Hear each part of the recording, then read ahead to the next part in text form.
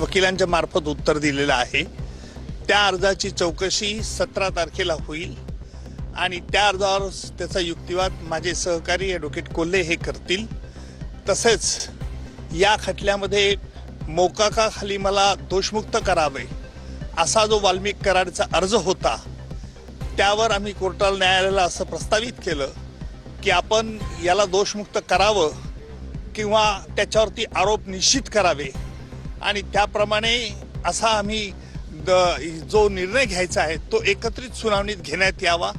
अर्थात त्यावरती न्यायालयाने आणि अर्थात बचाव पक्षांच्या वकिलांची हरकत असल्यामुळे बचाव पक्षांच्या तर्फे असं सांगण्यात आलं की प्रथम दोषमुक्तीतून त्याला मोकाखातून त्याला मुक्त करावं, या अर्जावरची चौकशी व्हावी, त्याला आम्ही हरकत नाही असं म्हटलं आणि म्हणून आता वाल्मिक कराडला मोकाच्या तरतुदी लागू होतात किंवा कसं यावरचा 17 तारखेनंतर युक्तिवाद होईल।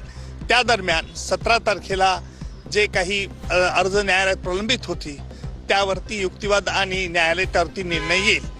17 तारखेला ही तारीख फार त्या अर्जांच्या चौकशी करत असल्याने मी त्या तारखेला उपस्थित राहणार नाही, परंतु ज्या ज्या वेळेला महत्त्वाच्या घडामोडी असतील त्यावेळेला मी निश्चित न्यायालयात हजर असणार आहे आणि तसंच माझे सहकारी ॲडव्होकेट कोल्हे हे सरकारतर्फे बाजू तिथे 17 तारखेला मांडतील। नाही, आज त्यांची सगळी पूर्तता शकांची पूर्तता केलेली आहे।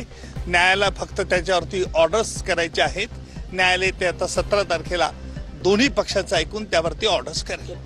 सध्या तरी त्यांनी फक्त वाल्मिक कराडनेच मोकाखाली मला दोषमुक्त करावे अशा तऱ्हेचा अर्ज आहे।